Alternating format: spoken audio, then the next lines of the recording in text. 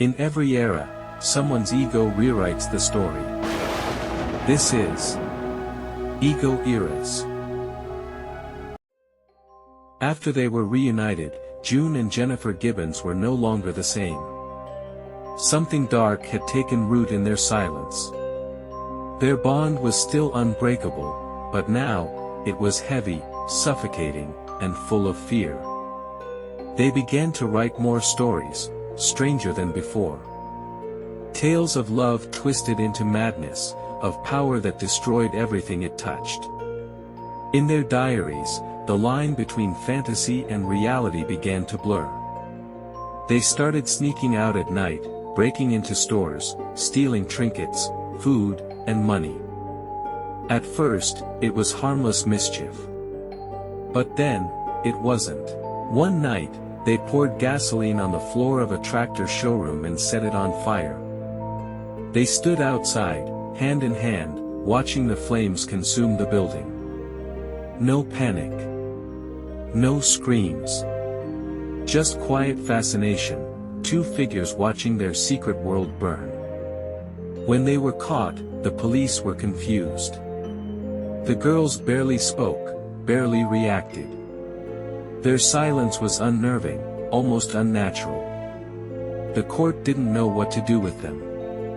In the end, they were both sentenced to Broadmoor Hospital, a high-security psychiatric facility known for housing Britain's most dangerous patients.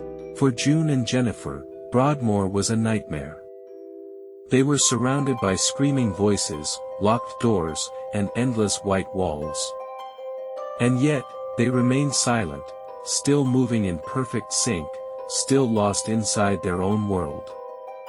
The staff called them the Silent Twins.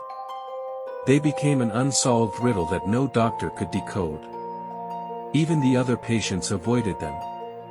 They said the twins carried an energy that made the air feel heavy, like standing in the middle of a storm that never breaks.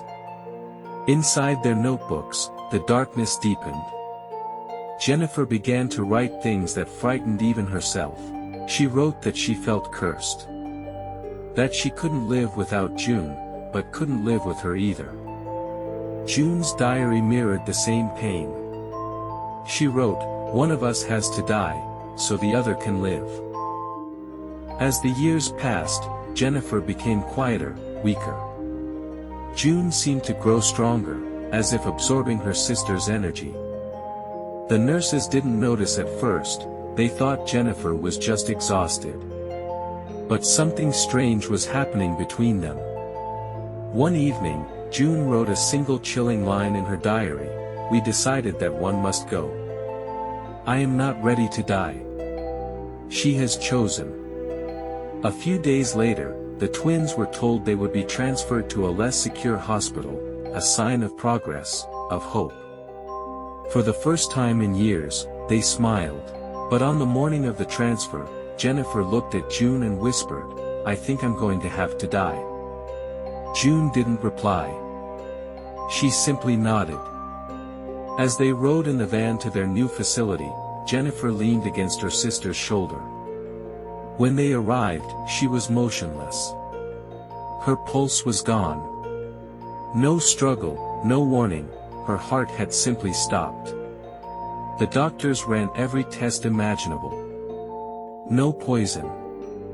No disease. No explanation. Jennifer Gibbons had died for no medical reason at all.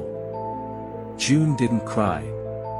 She just looked at her sister's body and whispered, "At long last, we are free." She spent one more year in the hospital before being released. When she finally walked out, she spoke freely for the first time in her life. The silence was broken. She told reporters that she and Jennifer had made a pact. That one of them had to die so the other could truly live. Jennifer had chosen to be the one to go. June said, "We had been like one person. When she died, I felt something pass through me. I felt alive for the first time." Years later, June built a quiet life for herself in the UK.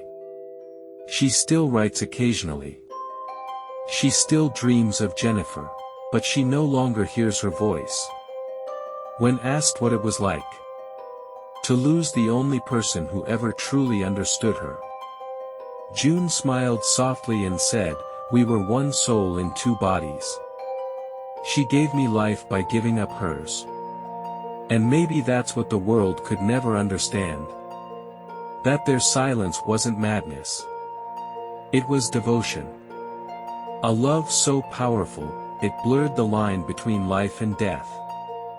For some, it's a mystery. For others, a tragedy. But for June Gibbons, it was freedom. You've just stepped into the shadows of ego eras. Don't forget to like, subscribe, and stay curious. Because every era hides another secret.